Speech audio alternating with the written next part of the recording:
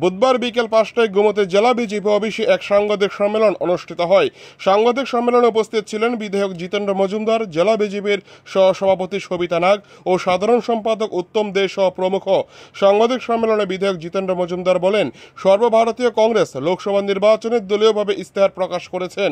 সেই ইস্তেহারে দেশের মানুষের সম্পত্তির উপর নজর দিয়েছে কংগ্রেস, এ অভিযোগ করেন তিনি বলেন, কংগ্রেস তুষ্টির ভিত্তিতে এগিয়ে যেতে চাইছে।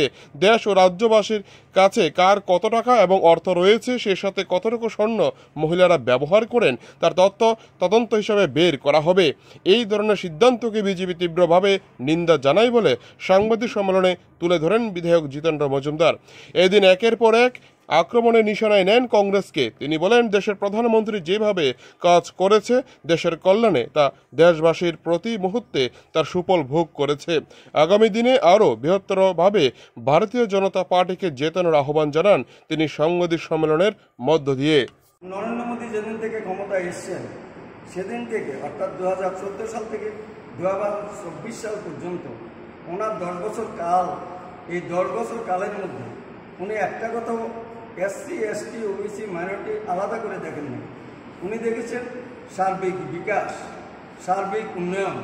সেটা রাজ্যের হতে পারে, রাষ্ট্রের হতে পারে, সেটা রাষ্ট্রের পরিকাঠামোগত হতে পারে। কিন্তু আমাদের জাতির যে বিন্যাস, এই বিন্যাস অনুযায়ী একটা কথাই বলেছেন, যার যেটা নেই তাকে সেটা দিতে হবে। যেমন ধরুন ঘর, আবাসন যোজনায় ঘর একটাও বলা হয়নি মুসলিমদের বা হিন্দুদের অথবা কোনো জাতিগোষ্ঠীর জন্য। বলা হয়েছে যাদের ঘর নেই তাদেরকে ঘর দেওয়া হবে, যাদের বাড়িতে জলের ব্যবস্থা নেই সবাইকে জলের ব্যবস্থা দেওয়া হবে।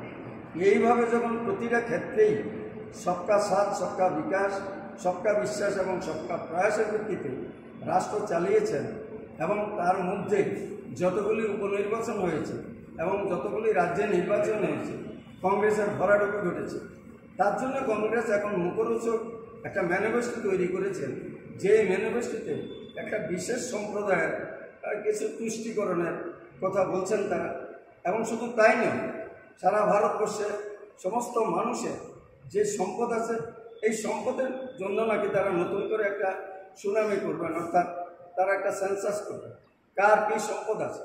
ধরে নিন কারো বাড়িতে, গ্রামে একটা বাড়ি আছে, সে শহরে একটা বাড়ি করেছে, এই বাড়িগুলির মধ্যে একটা বাড়িকে নিয়ে তারা সেটাকে সরকারি সম্পত্তি তৈরি করে অন্যদের কাছে দেবে। তেমনি যাদের ব্যাংকে কোনো আমানত আছে, সে আমানতেরও তারা একটা সিলিং করবেন, যেই সিলিং করে তারা মানুষের মধ্যে বন্টন করবেন। এবং শুধু তাই নয়, আমাদের মা বোন থেকে শুরু করে প্রত্যেকের পরিবারে সোনা দানা যা আছে সেটারও একটা হিসাব তারা করবেন, করে